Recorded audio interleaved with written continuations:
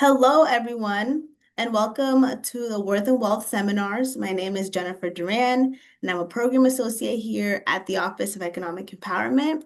And today's seminar topic is our financial kickoff, budgeting, and goal setting for the new year. And with all the pleasure in the world, I am happy to introduce our presenter for today, Samantha Morales. Samantha is an investment manager, financial advisor, and founder of the Wealth-In 360, where she provides personalized financial planning and investment services to professionals, first-generation wealth builders, and business owners. With over 20 years in the financial services industry, including leadership roles at Bank of New York Mellon and State Street, she simplifies complex financial challenges to empower her client. As a passionate advocate for financial literacy, she co-founded Ahora Inc., a nonprofit supporting low-income individuals, and serves in leadership roles at Salem State University, the North Shore Chamber of Commerce, and other reputable organizations. Samantha lives in Massachusetts with her family and a golden retriever, Bella. How cute. Thank you for being with us here today, Samantha. I'll hand it over to you.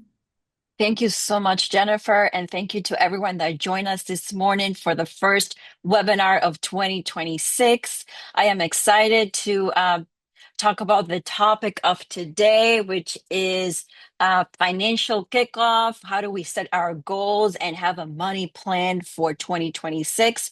2025 is behind us. Now let's look forward with clarity, with confidence, and by establishing a simple plan that works for our lifestyle and our goals and our challenges.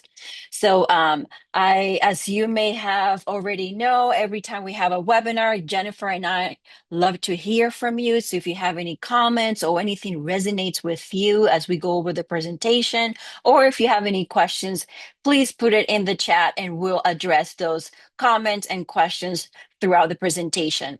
So this is here for you, and we definitely want to hear from you this afternoon.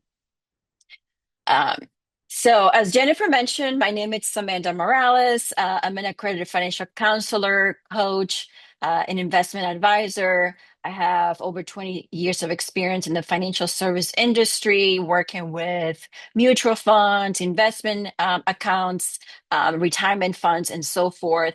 I work with a cohort of individuals, including young professionals, first generation wealth builders, those that grew up in a family where wealth was not something that we learned or talked about. So it's our first time building wealth for ourselves and our family. And also work with small business owners and especially individuals that have those side hustles or that are just launching a small business to either increase the wealth or supplement the income that they may have.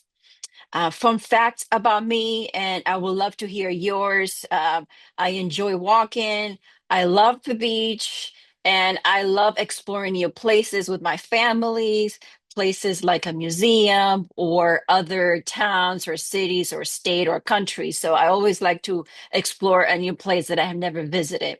So I would love to hear from you if you have a favorite fun fact about yourself, something that you enjoy doing. If you can share with us, we would love to hear from you. Yeah, let's see. Some of you, if you can share things that you like to do or a special hobby that you have.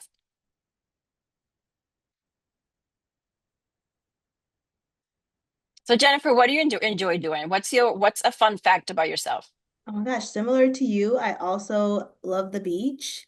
Um, I want to consider myself a reader, but I feel like I should read more for that title. And definitely just any arts and crafts. And we have Awesome. someone here that shared they love spending time with their grandchildren, going to museums, parks, and events. That's awesome. That is awesome. Love for travel and self-improvement. Second that. Yes, me too. And warm places. Nice. So we have a good consensus here. Warm places, exploring new places, and spending time with family. So I thank you for sharing those thoughts and feedback with us. Okay, so important disclaimer. The information presented in today's webinar is for educational and informational purpose only. It does not constitute financial, legal, or tax advice. Any examples that are shared are for illustration purposes only, and your individual situation is unique to you. So please consult a qualified financial professional before making any financial decisions. Three objectives that we really want to take away this afternoon with us.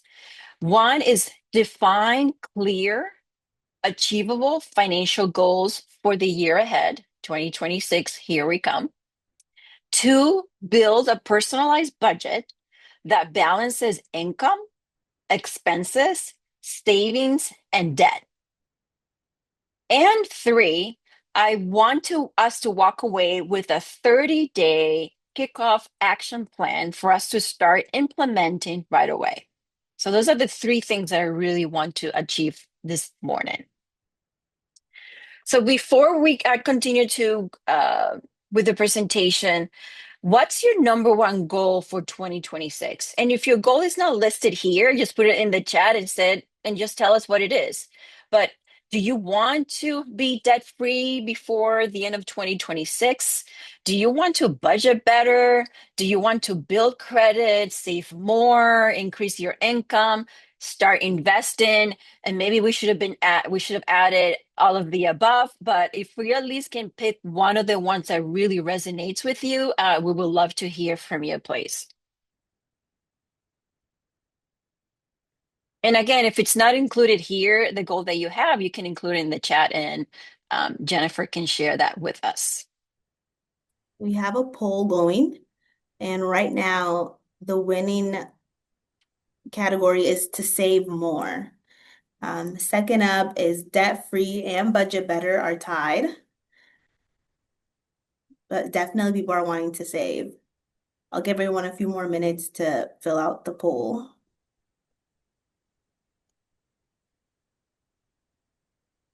Okay, so let's close it out.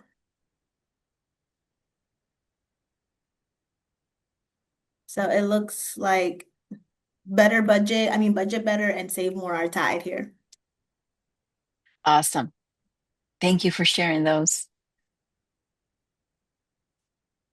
And Jennifer, I think someone added in the chat about recommending a free Excel that can be used for a debt payment calculator. Um, Definitely, Constantina, I can share that. I will share that link with Jennifer, and then she can send it out. And that you can be used to put a payment plan together that can be used to reduce your debt. Yes, awesome. Thank you for sharing your goals. Definitely save more, budgeting better will definitely help with that. So, my takeaway that before the end of the webinar, that your brain will already build a plan of action starting right after the webinar. But again, if you have any questions or any points of clarification or anything you want to share with us during the webinar, please feel free to do so. So I know a lot of us always have a plan of executing either reducing debt, or I want to save more, I want to have a budget, but sometimes it doesn't go the way we plan it to go. And one of the things that I want to highlight is three things that I've actually observed that why plans may fail, especially financial plans. And one is could be a lack of alignment. So what does that mean? You could have a goal that does not reflect your current income or does not reflect the expenses that you currently have. A plan or a lack of alignment can also have a budget that ignores your lifestyle and the realities of your lifestyle. And I'll go over what that means in a little bit. It also does not align with the plans that you have with your friends or social media, or online advice. Sometimes you want to implement something, but you hear something different from your friends, or maybe you read or hear something on social media that does not align with the goals or the plans that you have. And then you're shifting in the middle of your plan to listen to those friends, to listen to those influencers on social media, or to follow the online advice. So there's no alignment. And uh, I just wanted to make sure that we remember that social media or influencers or online advice that we have access to, they don't understand your specific goals, your specific challenges, and your specific life situation. So it's okay to hear from our friends, social media, and online advice, but we just got to make sure that those advice need to be aligned with our goals and our income and our expenses, not the opposite. Another reason why a plan may fail is that we may have unrealistic expectations.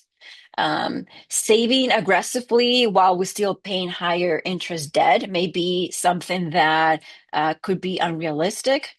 For example, if you have to pay, or if your plan or your goal is to pay high interest debt and all of your extra income is going towards paying your debt, so saving aggressively may not be able to be done at the same time. Maybe tackle one goal at a time. And we'll talk about how do we set specific goals and prioritize those goals to make sure that we are achieving them throughout the year.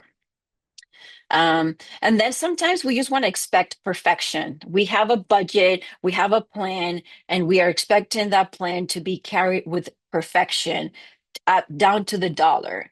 But life happens, unexpected things happen, and sometimes we may spend or not save as much as we want to. So do not expect perfection. So it's okay to go back, reassess, and adjust as you go.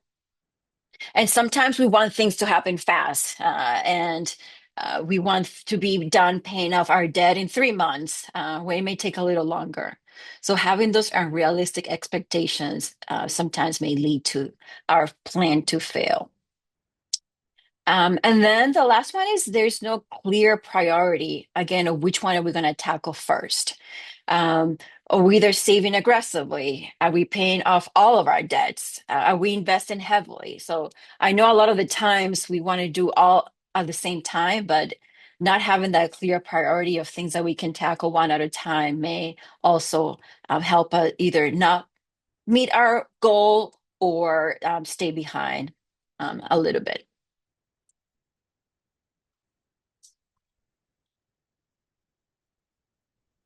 So all of that information that's online, social media, again, and friends that are always telling us the things that they're doing or they're not doing, or the things that we're supposed to be doing. So how do we separate what's noise versus what's a true priority that we should be listening to? So I want us to just take a few moments and identify what are those, what's called a financial noise.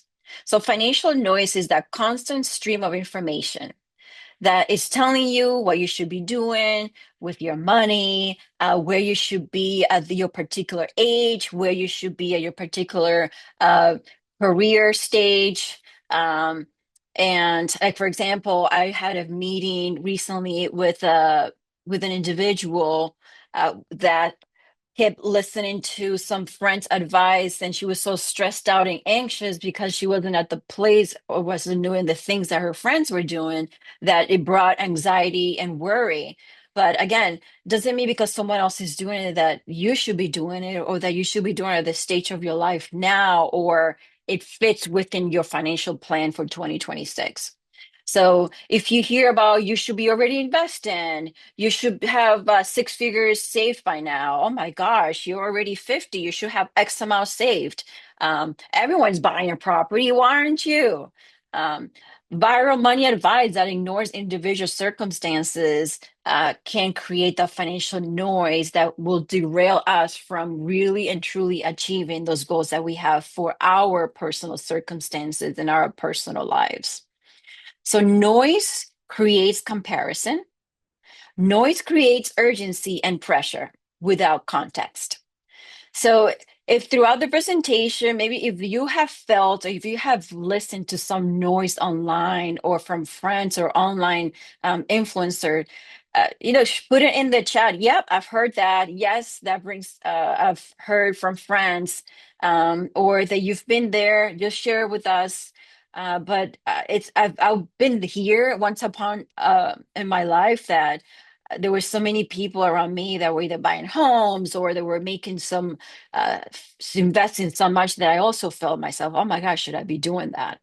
But we should not compare ourselves with someone else's goals or circumstances. Do you resonate with that? How about you, Jennifer? Do you resonate with any of this? 100%. I do. Especially with the you should be investing more or buying a home, especially with high interest rates right now, and buying a home can be hard. But that's always one of the first advice for financial stability or building. Yeah, absolutely. And everything comes with a time. So everything within the plan. So if you felt this way, if you heard all of these comments, please separate the noise from your true priority. And we'll walk through how do you set those goals and those priorities for yourself. Yes, we have a few more comments just talking about they've heard they should be investing more, should be spending less, should be saving more. So probably everybody has heard a mixture of everything here, I'm sure. Yeah. Especially in the social media and online advice era. So we hear a lot of voices coming at us of what should we do and what should we not be doing at this point.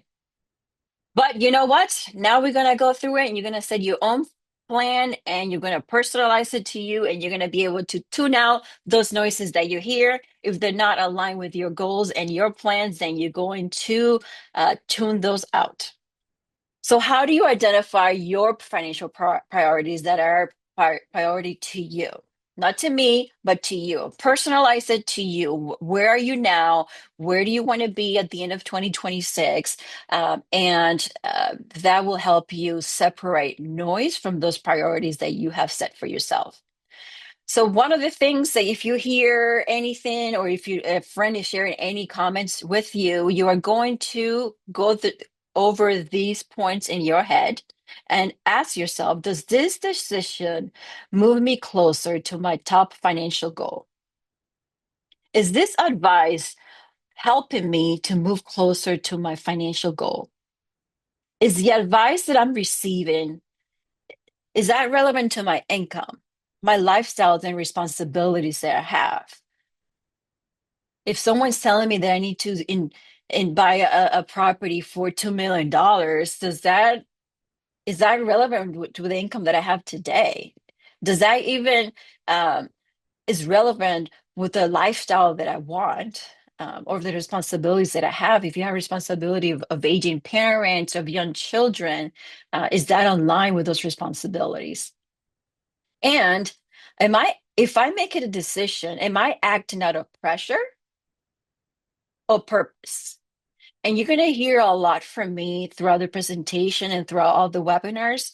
I do things with an intention and a purpose. Things need to have a purpose and an intention and a goal for anything that you said. Any financial plan that you have, do it with a purpose and a plan and a goal in mind.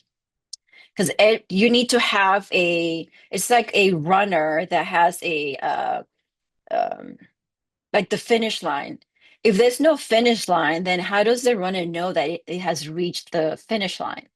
The same thing with us. If we have a financial plan, we need to set a finish line and a goal so we know when we are achieving goals or when we're not making the progress that we want to. So keeping those things in mind, having that purpose and that goal in mind while making those decisions will definitely help to tune out that noise. So your true priorities and the true goals that you have for your financial plan should reflect your values, should fit your current life stage, and should support the long-term stability and growth of your personal life, but also your finances. So some of the values that could has resonated that I have observed with people before is that people really enjoy spending time with family, uh, traveling to places. So that could be then you're going to save money so you can take a vacation to visit family or take your family on a vacation once a year. Or maybe your value is education. So you're going to save for education. You're going to earn some more degrees or certificates. So again, your priorities and the plan should reflect your values, your current stage of life, and the support for a long-term stability and growth.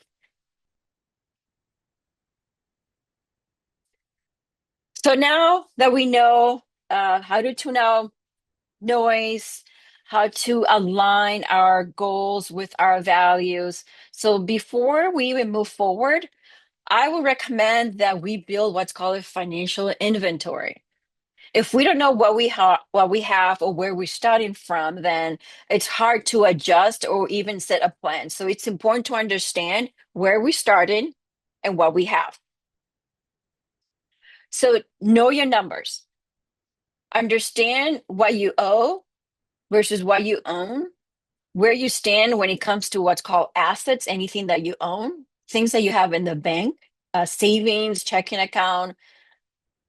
Do you have a retirement account, a 401k or 403b through work?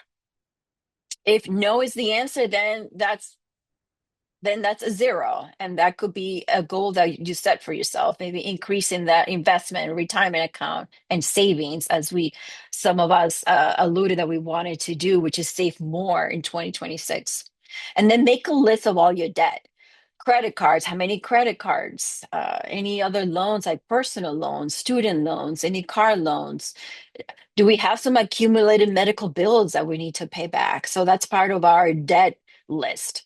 So understanding where you are today or what you own versus what you owe, not as to see how bad you're doing, but is rather what are the things that you need to understand and put in place as you put this financial plan together. So understanding those numbers. And then the second set of those numbers, it would be okay, your income. The best wealth building tool that you have is your income. Where is your income coming from? The W-2 is so if you have an employer, how much are you getting paid through your employer? Um, the W-2 is the form that details your gross income. How much taxes are you paying? What's being deducted out of your salary? So understanding those numbers is also will be really helpful because you can see what's being deducted as what's being applied to your check stub. If you have a side job, like how much are you able to bring in? So that will be that part of the inventory that you can use as a tool to achieve those goals that are we going to set for ourselves in 2026.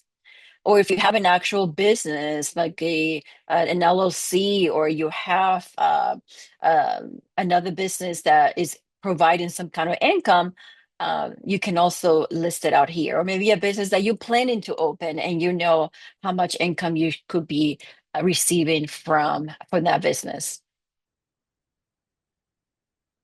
The fourth number that we should understand, and we're going to talk a little bit about this, is expenses.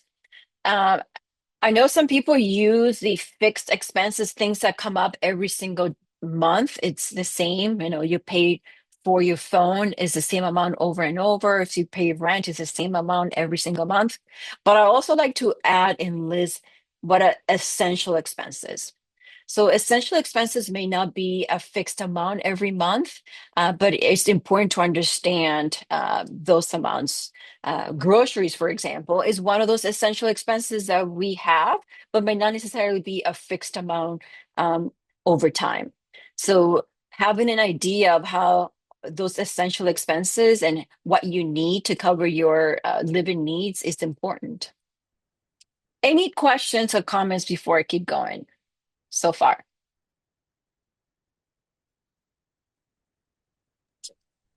No questions so far. Okay. Thank you, Jennifer. And again, understanding those numbers, what you own, your assets, debt, income, and expenses. And it may be that while you go through your financial inventory, that your debt are going to be much bigger than your assets. But that's great. Again, understanding where you are today will help you set those financial plans and the goals for 2026. So, and I like to look at our financial numbers just like a small business. So we, as a personal, um, for our financial inventory, we can build what's called a balance sheet, which is what businesses do. We can do that the same thing for ourselves. So a balance sheet is a financial statement that details exactly what we just went through. What are the assets that you have at hand? Basically, things that you own that have a cash value. What are the liabilities or things that you owe that are debt obligations that you need to pay back? There's also two types of liabilities, one or debt. One liability category is a short-term liability, things that you need to pay before a certain amount of years. Credit card will be considered a short-term liability because you use your credit card, you need to start paying it next month. So that's short term. And then there's longer term liabilities. Maybe a car loan you can pay back in 5 to 6 years, or if you have a mortgage, then you can pay that long term. So also identify what is it that I need to pay within the next few months, within the next year, versus debt that I have the next 5 years to pay. So that will help you identify which debt to address first. And then once you have that total number, so I just use this as an example. Let's say you list the total amount that you have in your savings account, in your checking account, or any type of investments. Um, then let's say that's 40,000. You can also list gold in here because gold is actually an asset. So if you have a couple of gold chains that you've had since like you were little or you purchased recently, that has value. So that also becomes part of your asset. So for this example, I have $40,000 in assets, and then my total liability is 15,500. So my net worth, know that that's your worth. So I don't like those wording, but basically your net value for your financial assets is which is assets minus your liabilities, assets what you own minus what you owe, and that's 24,500. So again, these are just numbers to use as an example because I wanted to graphically uh, show the formula here. But again, your situation, your financial situation is unique to you in your case. So again, this is your balance sheet. So as you go through that on a piece of paper, you can write down those lists of own versus owe in your financial calculation. And then the second statement will be what's called the income statement, which is basically money that's coming in and money that's going out. That's called the income statement. It lists, as I said earlier, your income, the sources of your income, and your expenses. Label them as essential and non-essential, things that are fixed and things that are essential but are not fixed. And then things that are non-essential, for example, non-essential expenses are expenses that if you didn't have them today, you're not going to be in a situation where you're going to have food insecurity or you're not going to have shelter. So things that you can live without. For example, one of them is a gym membership. Maybe you can work out at home or you can take a walk when it gets nicer, and not having a gym membership will not jeopardize your living situation. Or maybe we really enjoy going to X restaurant and I go there twice a week. So instead of going to the restaurant, then I'm just going to go to a friend's house and eat for free. Maybe that could be an option. So if you didn't have those expenses, can you still sustain your living needs? So once you have that, you total them, and then we'll go over what we can do with those numbers. So I'm going through this because before we actually get to set a budget, we need to understand where we are today first. Because uh, a budget, and we'll go over that before I get there, a budget is not just a list of expenses. A budget is setting a money plan that has a goal and a purpose. So putting down a list of expenses in a little transaction and say, okay, in my head, I'm going to save $5. I'm going to set a budget. That is going to be as user friendly and feasible to follow because it doesn't have a purpose and a goal for that particular budget. So again, we'll go over what it means to set goals and build a budget accordingly. So before we get to that setting the budget stage, it's important to understand the things that we're going through. So if you're not really understand how they relate or how they're connected, so please feel free to ask those questions or include those comments. I really want to make sure that I'm addressing any comments or any questions that you may have throughout the presentation.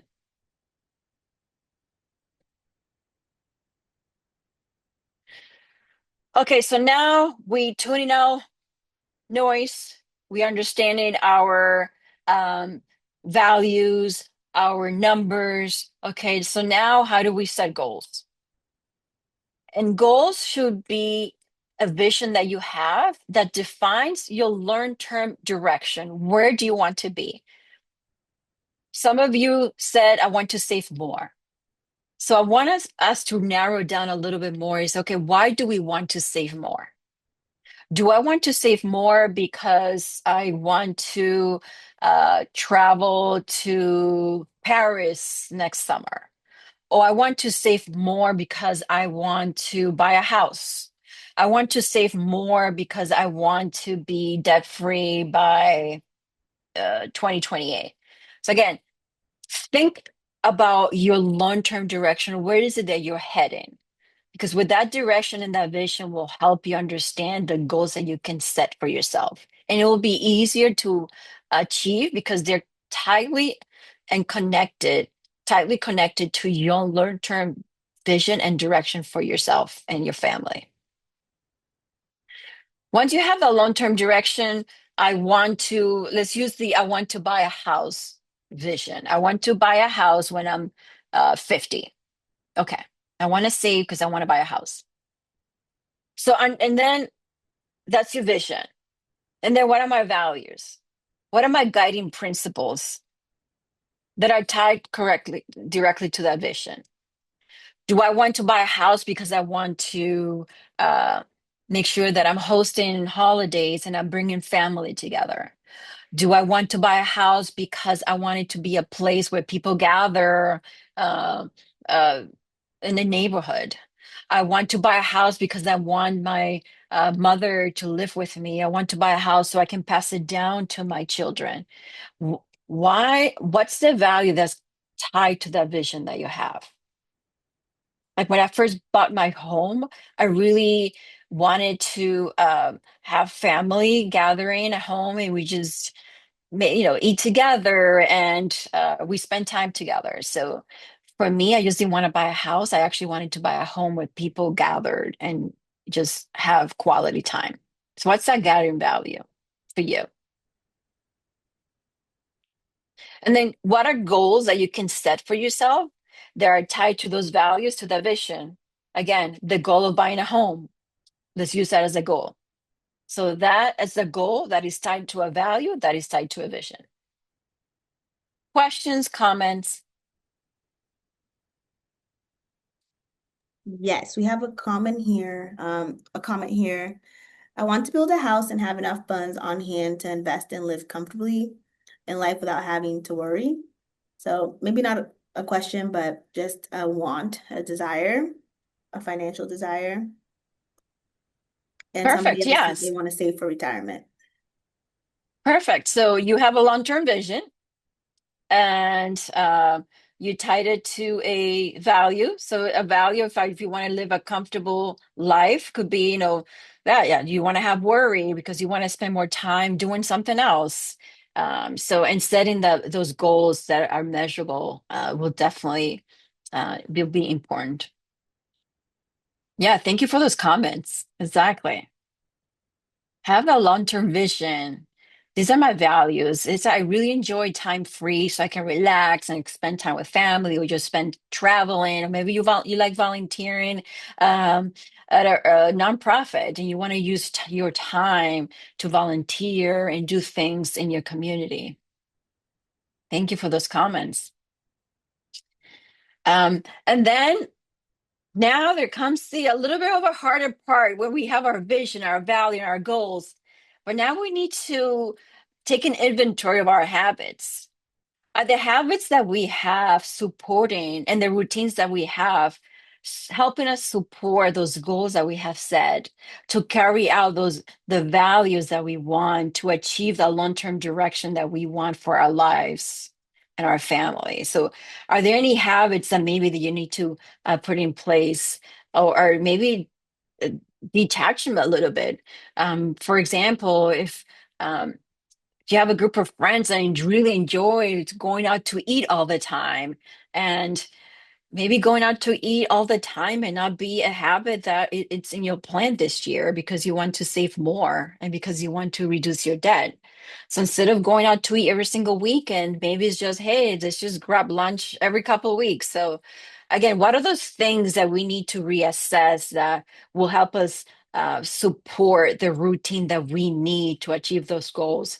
It doesn't have to be long term. It just has to be for 2026 or until we achieve the goal that we have um, for our finances.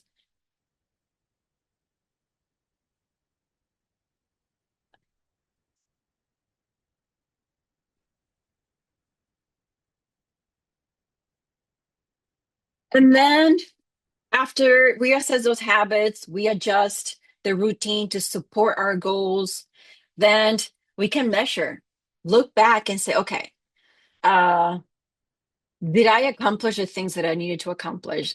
If not, what have I learned from those things? What do I need to go back, remeasure, and readjust? So it's not that you're going to beat yourself up if you were not able to achieve it. It's helpful to understand so you can go back, adjust, reassess, and move on, continue. Any comments or anything? I think a couple of comments that we have share. Okay. Okay, so now I want to break down goals in three different sections. And I think we went over this in one of the webinars, but for today's presentation, like I wanted to go over again. Again, it's something that we need to understand as we build in this budget that we're going to get to build. So break down your goals in three different sections. If you're going to make a list, okay, what's my long-term direction? What are the values that I want? I want to spend time with family. I want to spend more time traveling. I want to save more for education. Like, what are those things that you really want to do? And then, okay, I want to have a goal of I want to reduce debt by X amount of money in 3 years. So break those goals down in three different sections: short term, midterm, and long term. And this is going to help you not to achieve all of them at the same time, because baby steps are easier to achieve than doing all of them at the same time. So what's and my screen keeps going off, sorry. What's considered a short-term goal? Goals that are achieved within a year. Let's say you want to take 6 months to build an emergency fund, short term. You want to pay off a small debt. I have a store credit card that I have $500 in there. I really want to pay it off before the end of the year, short term. Midterm is any goals that you have that go beyond the year. It's a 2 years, 3 years, 5 years.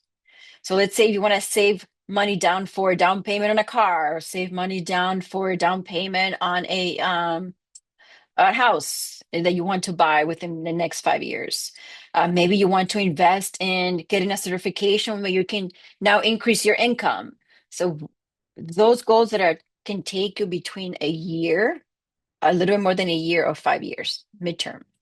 So separate your goals and your budget to achieve those goals first, your budget to achieve your short-term goal, Second, another budget to achieve my midterm goal. And then my budget can also be adjusted to achieve a long-term goal. A long-term goal is anything beyond 5 years. Retirement planning, saving for your child's education. So you can have a child that is 3 and you want to start saving now. So by the time your child is 18, then you can have some money saved. So again, achieving one goal at a time can relieve and help you avoid stress and anxiety. Oh my gosh, I'm not meeting the goals that I have, or I'm not making any progress. So any short-term goals that you have can you share a short-term goal that you have if you're comfortable? And we don't have to say names, we just can say what your goal is. Yes, someone shared to quit smoking and put that money into a bottle instead, which is awesome. Right Yes. now, I mean, someone else said, right now, clear out clutter. Try to sell some things. Facebook Marketplace, Poshmark, Depop, all those places are great. And in the next 4 years, prepare for retirement. Long term, not run out of money. Someone else shared, in the short term, eliminate my debt. Midterm, raise my credit score by 100 points. And long term, retirement. And we have someone else who shared short term, learn to invest more. Another answer, pay off credit, my credit line, my line of credit, sorry, and save for vacation and an emergency fund. Those are all super solid. Oh my gosh, yes. Thank you so much. I love those. Your brain juice is already going. You're already writing down some goals that you want to achieve for 2026, and I love them.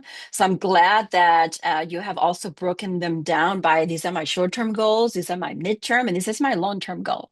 So definitely write those down, and as we move on to the next set of slides, keep those goals in mind and have those written down. So as you go back to your after the webinar, you can start writing down specifics of true how you're going to do and those goals and achieve them. Thank you so much. Okay, so I'm sure you've heard about the term SMART goals. And SMART goals, so if you have already heard this, great, it will be a good reminder. But a SMART goal are goals that are specific, goals that you can measure, goals that you can attain, goals that are relevant. Again, going back to a few slides ago, what's my long-term vision or my value? Are those relevant to my long-term direction? And goals that have a time bound, meaning that they have a time set for them. To have a goal of save more, that's a goal. But how do we make it more specific? How do we make it, I'm going to save X amount of dollars by uh, November 15th, 2026. And that money that I'm going to save is going to go for emergency, or the money that is going to go to pay off my car or to buy a car. So assign it a specific goal that is clear to something that you want to achieve, that you can measure over time, and that you're giving yourself a deadline to achieve and is relevant to the long-term direction that you want to have. So I have an example here. One example could be, okay, I want to save $3,000 for an emergency fund by December 31st, 2026. So before you celebrate 2027, you're going to have $3,000 saved for emergency fund. So what specific? Okay, now that you have the big goal, I want to save 3,000. So now how do I narrow that down to be more specific? If I want to have 3,000 by December, that means that I need to save $125 every 2 weeks. How am I going to measure that? Well, I'm going to check my bank account. I'm going to check my savings account. I can automate it. And then every 2 weeks, I'm going to say, okay, did my transfer go through? So you review your bank account. Is it attainable? Well, go through that list of expenses and your income. And then, okay, what are the things that I can cut back? Can I truly cut back on $125 worth of expenses every 2 weeks? Can I do that? Is that feasible? for my current situation. Again, this is not going to be long term forever. It's just going to be for the next few months. And then make it realistic. Can I really save $250 given my current budget? What is it that I need to do or not do in order to achieve those? Can I really do that? Because you don't want to set an unrealistic goal because then, we're going to feel like, okay, I'm never going to achieve it. And then again, it has a time by December 31st, I'm going to have $3,000. So you're given a specific dollar amount, you're breaking it down every 2 weeks. I'm going to save $125. That means that's $250 a month. And every week you're going to check your bank account or every 2 weeks, and you're going to stop December 31st. I've saved $3,000. If you didn't make it to $3,000 and maybe you saved $2,500, that's fine. Then either extend okay, I'm going to save an extra X amount for the next couple of months, or I'm going to readjust and reassess my goal and then start again. So um, that's an example of a specific SMART goal. So again, you want to reduce debt is another example. Okay, list the debt that you have. I have $10,000 in debt. Okay. If I want to give it a time, I want to be debt free in 3 years. Okay. How much do I need to allocate to each debt a month to be debt free in 3 years? So break it down. Okay, maybe I need to pay $500 a month for the next 3 years, and I'm going to be debt free in 3 years.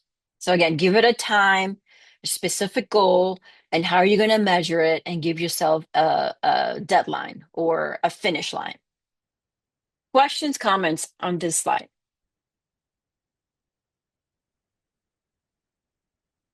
Okay, so now we have our goals, and how do we build that money plan? And I'm being very intentional not to call it a budget yet. A money plan, first, you need to know what is a plan. It's a clear, intentional system of how your money, how your dollars, how your income is going to support your goals, your values, and your priorities. First, that's your plan. What's my money plan? And to get there, you're going to answer 4 questions. One is how much money you have coming in, which is that part of the financial statement that we went through earlier, your income minus your expenses. Where's my money going? List of expenses, where you're spending your money. And then what does it need to be prioritized? Do I need to prioritize building a emergency fund? So that means that the only things that I need to pay are my rent, my groceries, utilities, those really essential expenses. How do I prioritize them? And the fourth question, which is a really important one, especially for those of us that want to save more, is how do I make progress automatically?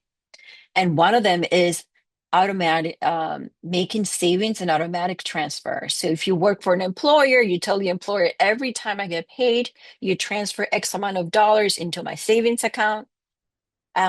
Or if you want to pay off debt, you're going to say, okay, automate my monthly payment to credit card X every month by X amount. So you don't even have to think about it. So automatically you paying that credit card off every month, and it's going to be an automatic payment. So how can you automatically set it up so you don't have to remember or maybe run the risk of not meeting that goal? A money plan is not a restricted budget. Again, it's just the long-term vision of the plan that you have for your money and your hard-earned income. A plan is not perfection. It's not perfect. You may spend more this week than the following week, and it's okay. Just go back and readjust. It's not perfection. And it's not something that you're going to set up once and then just it's going to be automatic. Every week or every 2 weeks, we're going to review, especially as we're going through the goal time horizon. Are we going to check our bank account every week? Are we going to check our credit card statement every week to make sure that I'm spending what I'm supposed to, I'm paying what I'm supposed to? So Um, Having that review and adjust, it's important. A money plan is one that is connected to your goals and your daily decisions. So, one example, I was talking to a client a long time ago, um, and she used the word I'm broke. I don't have money for that a lot. So, we talked about, okay, how do we reframe that comment? How do we reframe it to, it's not within my plan at this time? It's not that you don't have money. It's not that you're broke. Mm-mm. It's just, it's not within your money plan for 2026.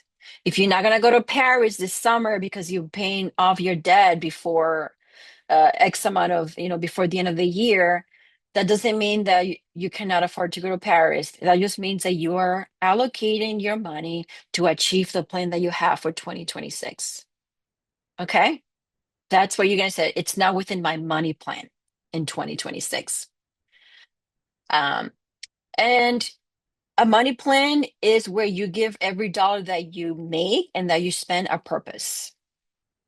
My purpose is to increase my save $100 a week. My purpose is to pay off my debt by 2026. And a money plan gives you that clarity that can also lead to confidence of understanding where you are financially, where your numbers are, and that clarity will give you more confidence to make financial decisions of how much to spend and when to spend it. That in turn will translate to having more control of your finances, to having more control of your decision making. So a high level money plan gives you clarity, confidence, and control of your decision making, but also control of the money that you spend or that you earn. And the plan helps you react instead of, actually, sorry, the plan helps you act instead of react. It helps you plan to act instead of react. Okay, so now when as Jennifer said, you're going to receive this slide. So take this template because you're going to go through this template when you go back home and you're going through your numbers. Again, these are just examples to illustrate of what to do when you get home. So your numbers and your financial situations will completely look different than this. But I just wanted to share some numbers to illustrate what you're going to do when you go home.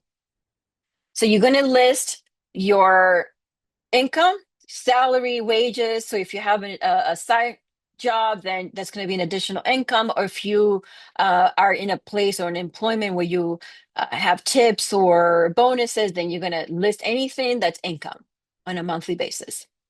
And then you're going to list all of your expenses, housing, transportation, food, if you pay insurance, if you're currently paying debt, like put your minimum payment, see how much you're paying now. And then I put a list of what I call it non-essential expenses here, which is eating out, shopping, subscriptions to things that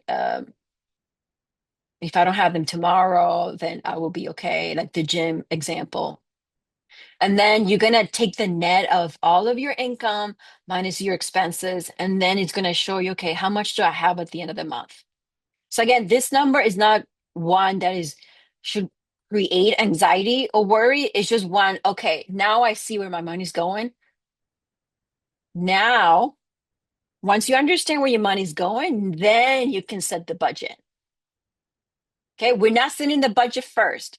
We're first going through where do I want to be, my long term, what are my goals, what do I want to achieve, what are my specific goals, how much do I need to save every 2 weeks to have $3,000 before the end of the year. Okay, where's my money going? Once you have all that information, then you're going to set a budget. Okay, so if I want to have X amount of money before the end of the year, I need to save $400 at the end of the month. If you don't have $400 available at the end of the month, as this example is allocating or showing, then what are the things that you need to go back and adjust so you can have $400 a month for the next 5 months to save X amount of money? So in this case, okay, maybe it would be, all right, so I have a list of shopping, eating out, I'm spending $1,000 a month on that. You know what? I'm going to reduce that by $500. Like, I don't need to go out to eat so much. I'm just going to reduce that by $500. And automatically, that $400 that you just freed up from shopping, eating out, you can allocate it to savings. And again, I'm simplifying this for the purpose of the illustration, but that's the exercise that you're going to go through when you get home. Any questions, comments, any anything that comes to mind when going through this exercise, going through your numbers first, and then the budget, which is going to be connected directly to those specific goals that you had.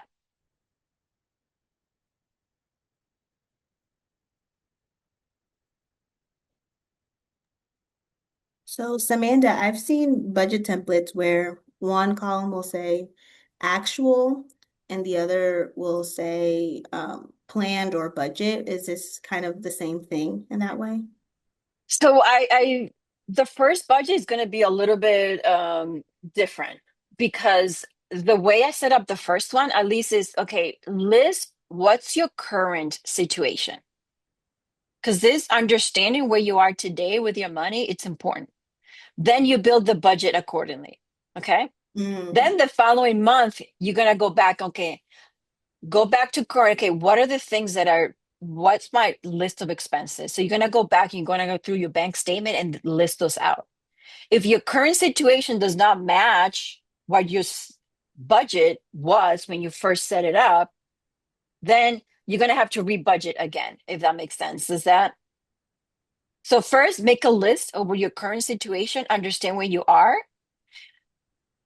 then have your goal in mind. If your goal is to save $400 a month, that's your first budget. I'm setting a budget where I'm setting $400 a month because I want to save $400.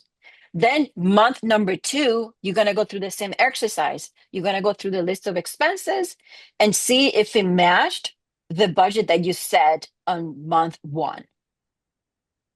mm. Okay, that makes sense.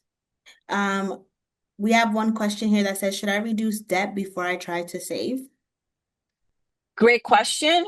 And I will say, not knowing the specific of your situation, um, I will say save if you don't have an emergency fund yet, save first, at least, $1,000 to cover unexpected emergency before you start paying out, reducing your debt.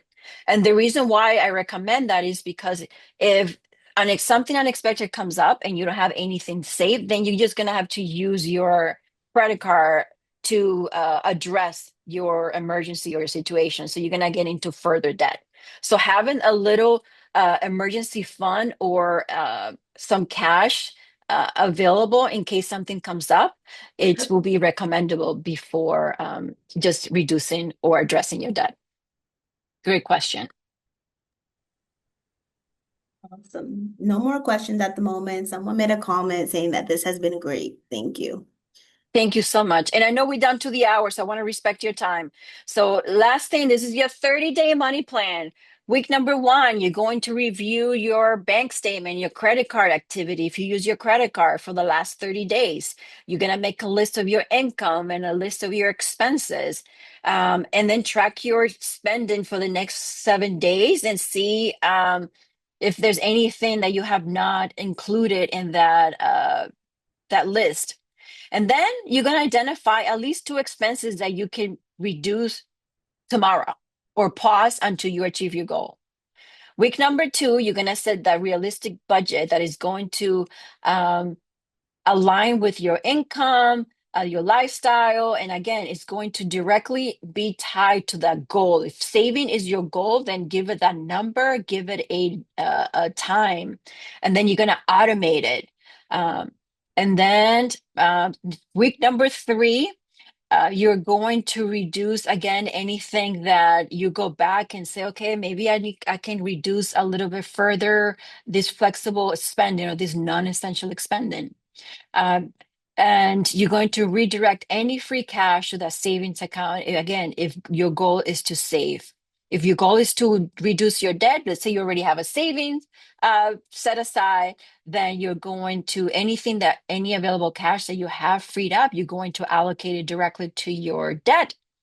And you can allocate it based on the calculation, the spreadsheet we're going to send. Um, and then week number 4, you're going to review your spending because this is your 30-day. You're going to confirm, hey, did I save $400? Yes or no?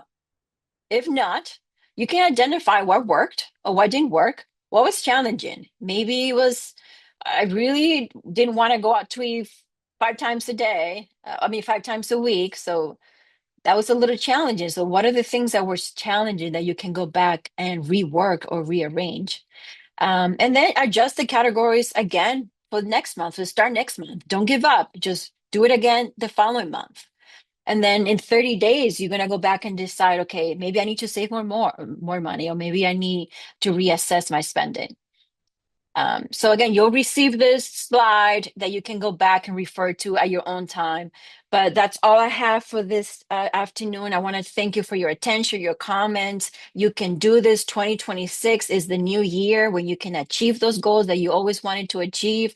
Don't give up. If it's not a straight line, it's okay. Just keep going. The more you do it, the more you'll work those muscles. So I thank you for your attention. Jennifer, back to you. Thank you, Samantha. I have a few additional resources for everybody here, so please give me just a few more seconds of your time. But that was really helpful, and I think, this is a great kickoff to our series this year. So I believe everybody can see my screen. So our next webinar is going to be in February. If you're familiar with Worth and Wealth, we usually do them every week, but for 2026, until we launch in the fall again, it'll be monthly. So our next seminar is February 4th. And the topic is how our money stories influence our relationships. So this is not just about relationships with a partner, but with yourself, and how the way that you view money can sometimes, or actually all the time, impact how you directly interact with it. So that will be very, very interesting, and it will be hosted once again by Samantha. So please scan the QR code, or in the email I'll send on Friday. Definitely sign up for that as well. Also want to take the opportunity to highlight something very, very important with these series is that we offer free financial coaching for up to 1 hour with Samantha. So these are limited spots. We have limited hours for, the month of January. So definitely sign up. You'll only see availability for this month, even though we'll have more slots open up in February, March on a rolling basis. But this is your opportunity, this is your chance to meet, to ask the questions that you want to ask, to get a personalized plan. And there's no pressure to come with anything. However, come with all your questions. And Samantha will be there to have them answered. But definitely show up for yourself and take advantage of this very limited time opportunity before we close out the slots for, until next time. Highly encourage it. And last but not least, if you want continuation with your financial education, check out Enrich. This is an online free platform provided by the State Treasury where you'll see blogs, videos, even more webinars, mini courses, and so much more relating to any financial topic you can think of, from investing, debt, retirement. Create an account, do your checkup, and definitely check out all the resources available. All right, that is it for me. I will let you all go, and I'll see you in the next webinar. Thank you so much.